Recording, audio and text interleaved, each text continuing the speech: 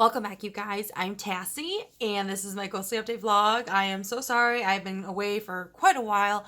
A lot of things have been changing at work and my personal life. It's just, I feel like I don't have enough time. And then I'm trying to manage my other YouTube channel. So I have not forgotten about you guys. And today I want to do my ghostly update vlog. I finished eating and editing, and now I got time to do a quick video. Then I gotta go to bed. So with this video here, as promised, I'm going to be talking about getting to know your spirit guides, and then I'll have a ghostly update towards the end. Just really new things happening with me as well. Now, a lot of you guys have been asking me about really clarifying, getting to know your spirit guides. I think a lot of people, like a lot of shamans in general, they don't really, maybe they're not able to fully connect with their spirit guides. It could be because you're new to the process. Maybe you have a hard time understanding your teacher and where they're coming from, especially if they are more old school and they don't speak English, so they can't really explain it to you. So this is, again, my own experience, my own knowledge, and take it with a grain of salt. I'm no longer a practicing shaman. I do not offer any type of shaman services, and I also do not offer the services of other shamans that I know, because that's not the point of my vlogs here, and they would not be okay with that. These vlogs are really just getting to know me. So without further ado, basically the biggest thing here, it's going to be that shamans tend to hear a story, like even for myself as an example. They tend to hear other shamans' stories that they can see and hear, feel everything about their spirit guides.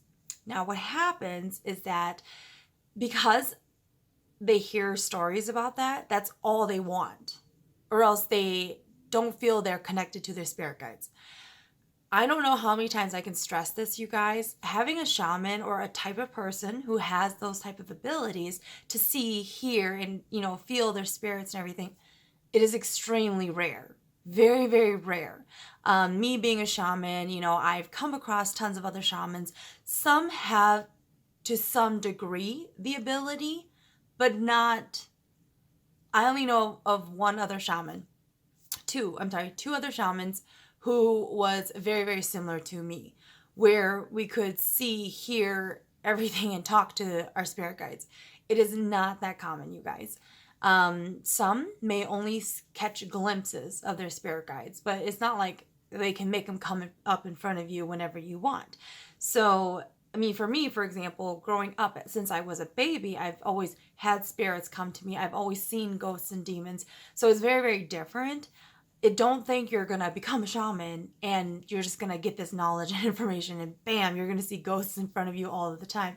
That is not how it happens at all. It is extremely rare. So just keep that in mind as we move on. Now, really just to help people understand that your spirit guides, it's not just one individual. Sometimes it is, depending on what that spirit guide is meant to be for. Now, typically when people talk about spirit guides, though, they are a group. They come as a group of people, animals. They can be children. They can be men or women. Again, animals, I always get questions if they are animals or if they're just people. They are animalistic spirits as well. Now, typically there is one leader. So there's always like one leader to that main group. And then that group, though, that leader is always one you interact with and talk to and get to know. And then that whole group, they also are the same type of spirit guide.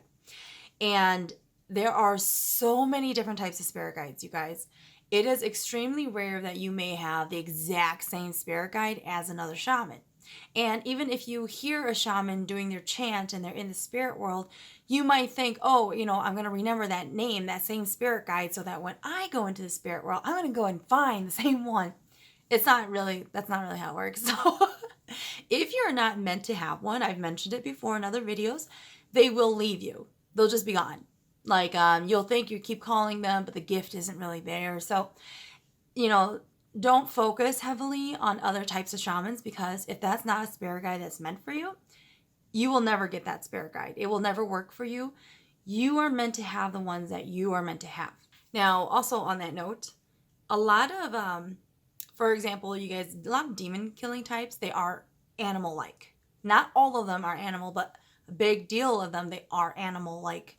And whenever I say animal-like, it's not like it's just a tiger, or just a snake or something like that.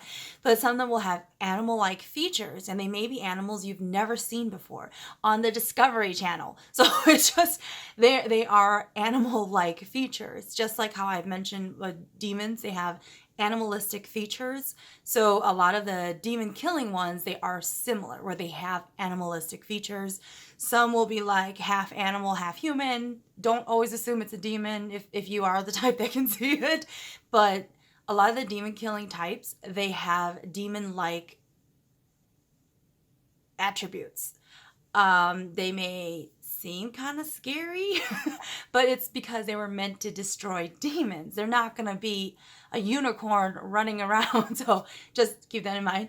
And whenever people talk about like the clairvoyant type, we typically refer to them as Ningxiu or Tingsha. People kind of think that it's Buddhas, like, like the typical image of a Buddha, and you're like rubbing their tummy, like at Chinese restaurants, they got a statue of it. They don't really look like that. Whatever typically people refer to like Ningxiu Tingsha, they look like the monks who watch over temples, like Buddhist temples. But even then, they could look different. But typically, though, those are like human shape or form types, okay? And a lot of times when people talk about Tingsha, Ningxiu, that is typically like more of a Chinese-based kind of a thing.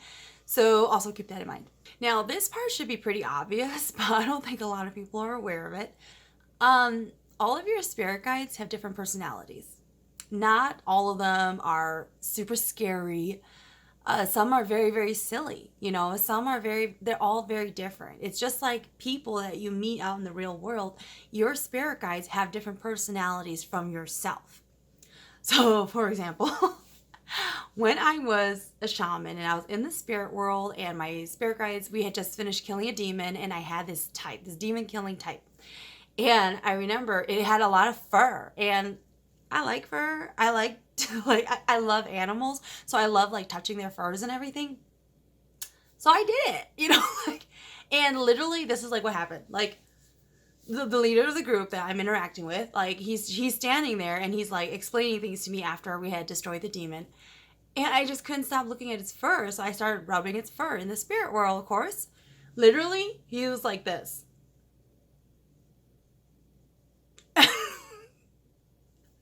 I was like rubbing it, and I was like, and he was literally like, "What are you doing?" And I'm like, I'm just rubbing your fur because your spirit guides are considered like your children, and like I would be their mother because I care for them, right? I take care of them. And he was literally like, "I don't like that. Stop it." And I was like, because I didn't realize he could say that to me. And I didn't realize that what I was doing was wrong because it's me. I should have a right to do that. But they all have different personalities, and that type was like, I'm not playing this game. Because he wants to be taken seriously. He's not a silly type of spirit guide. So a lot of times also when I see other shamans, some of their spirit guides will be very, very silly. Like just super silly and really funny. And it makes my spirit guides laugh. And then in turn, I laugh out loud because they're so silly and funny. So not every spirit guide is like that though. So don't think that all of them are like that. But there are a great deal of shamans who I will visit or see, and they have really, really silly types of spirit guides that my spirit guides are laughing towards. So, they have different personalities that you have to get to know. So keeping all of those things in mind, how do you get to know them?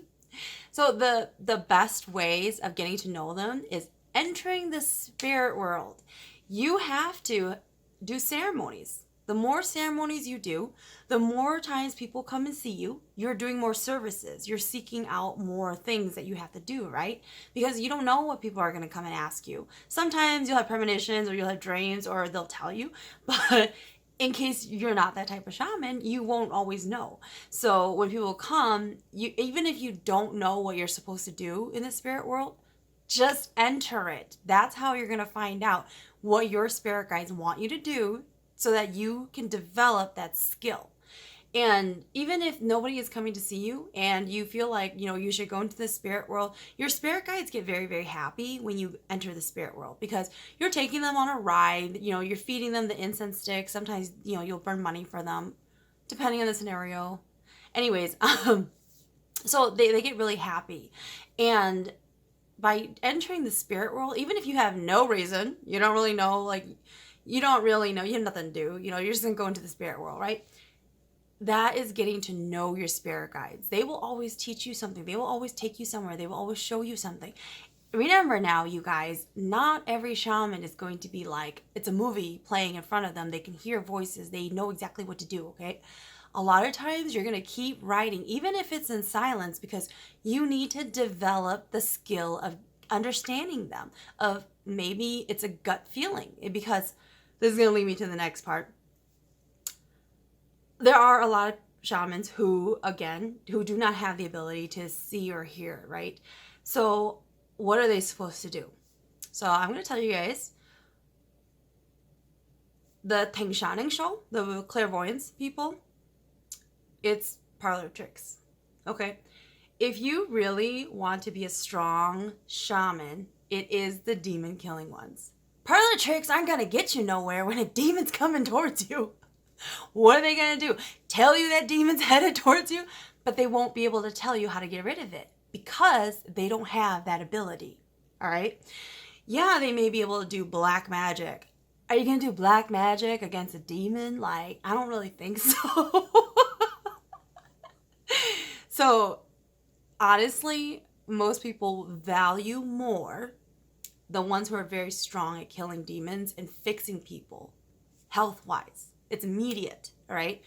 Not so much the parlor tricks, the future.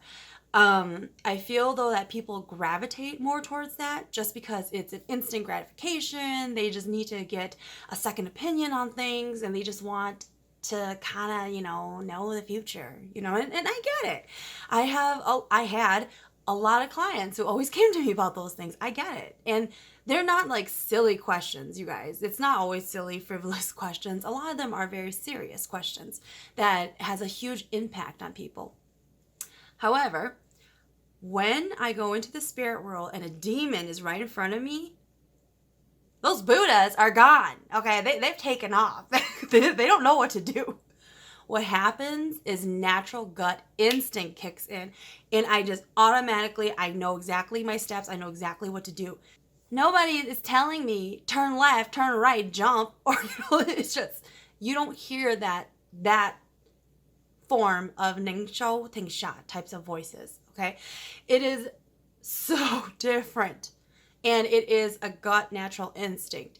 Yeah, I can see, so, you could probably knock off a few points there because I can see the demon, but it is a gut instinct. And the more times you enter the spirit world and you may come across a demon and you can't see it, but the hair on your back of your neck or even on your arms, they start to rise. And then all of a sudden you keep thinking that you think there's something there, but you can't see it. But you keep thinking that something's there. You don't know why you keep thinking it.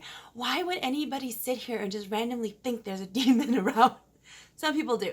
But I'm just saying, like, when you're in the spirit world, like, even if you see a flash of something in your mind and you don't know why you saw that, and it's not making any sense, you need to focus and pay attention to that. Because a lot of times that is the message you were supposed to get. But people want it to be so obvious and so clear, but it's not always going to be that type of connection for shamans. And that's what they hang on to. So if you just sense that there might be danger around you, people who are watching you when you're in the spirit world, you're going to just tell them typically you have a sword, and you could just have them draw a circle around you using that sword and see if you feel better. If you don't feel better, you need to do something else. Okay, so it's just, and if you do start to feel better and you think that drawing of protection around you, it's not enough, then you need to do something else. Figure it out. All right.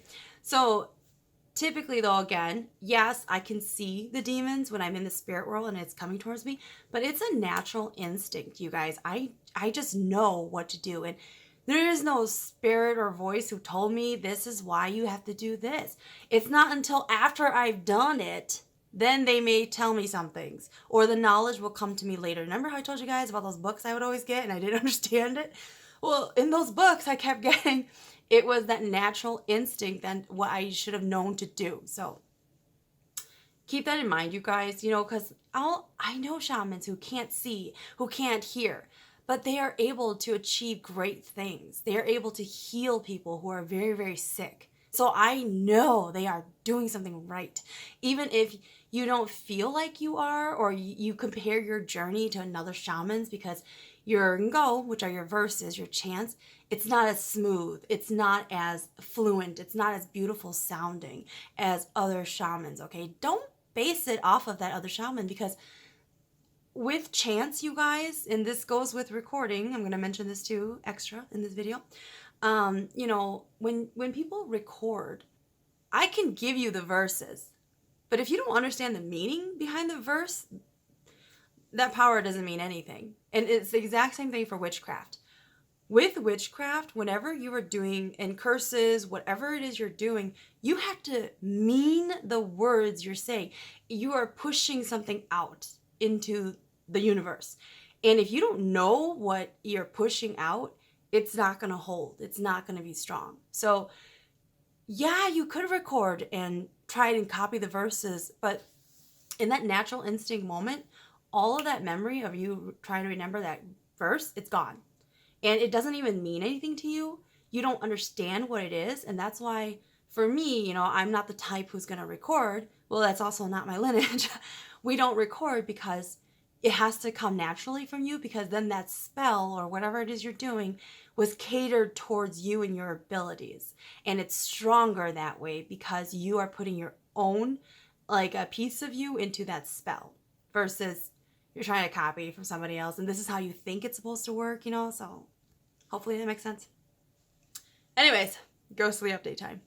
All right, you guys. So I hope that did help you guys as far as, understanding the bigger picture of your spirit guides, even if you can't physically see and hear them, okay? So as far as my ghostly update, so lately at the gym, there's been these two ghosts at the gym, and they always stand in the exact same area. Now, I'm not really worried about them because they don't ever look at me, which means they're not aware what they're doing. They're just kind of present, but they don't really know. Like, there's no light behind their head, so they don't know exactly what they're doing. They're just standing there.